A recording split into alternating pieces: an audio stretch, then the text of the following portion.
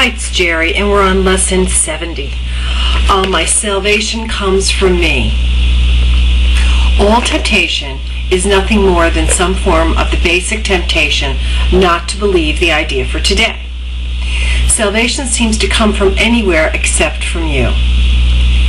So too does the source of guilt. You see neither guilt in your salvation as in your own mind and nowhere else. When you realize that all guilt is solely an invention of your mind, you also realize that guilt and salvation must be in the same place. In understanding this, you are saved. The seeming cost of accepting today's idea is this. It means that nothing outside yourself can save you. Nothing outside yourself can give you peace. But it also means that nothing outside yourself can hurt you, or disturb your peace, or upset you in any way. Today's idea places you in charge of the universe, where you belong because of what you are. This is not a role that can be partially accepted, and you must surely begin to see that accepting is salvation. It may not, however, be clear to you why the recognition that guilt is in your own mind entails the realization that salvation is there as well.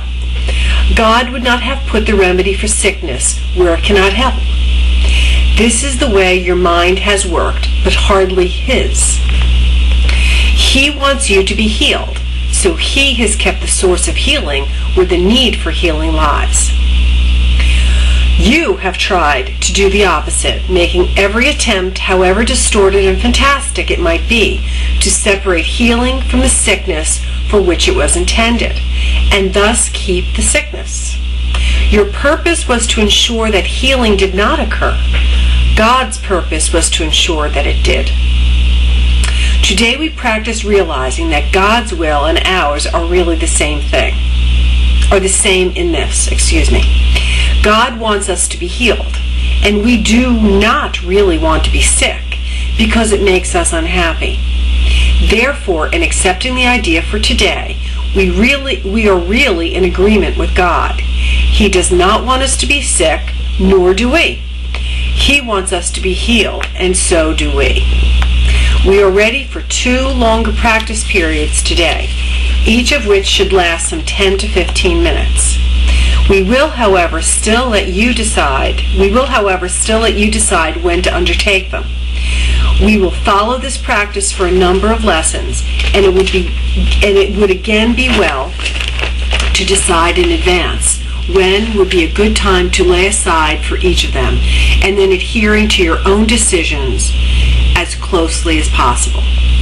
Begin these practice periods by repeating the idea for today, adding a statement signifying your recognition that salvation comes from nothing outside of you. You might put it this way: my salvation comes from me, it cannot come from anywhere else. Then devote a few minutes with your eyes closed to reviewing some of the external places where you have looked for salvation in the past, in other people, in possessions, in various situations and events, and in self-concepts that you sought to make real. Recognize that it is not there and tell yourself, my salvation cannot come from any of these things. My salvation comes from me and only from me.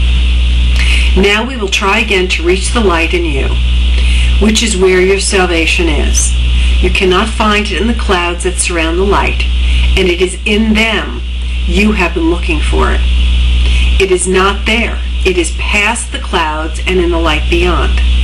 Remember that you will have to go through the clouds before you can reach the light. And remember also that you have never found anything in the cloud patterns you imagined that endured or that you really wanted. Since all illusions of salvation have failed, you do not want to remain in the clouds, looking vainly for idols there when you could so easily walk on the light of real salvation. Try to pass the clouds by whatever means appeals to you.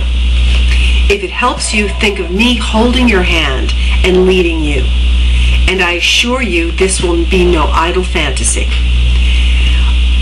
that doesn't mean necessarily me, but I guess if you want to, you could use me too. It doesn't matter, but it's really speaking about, about God as I.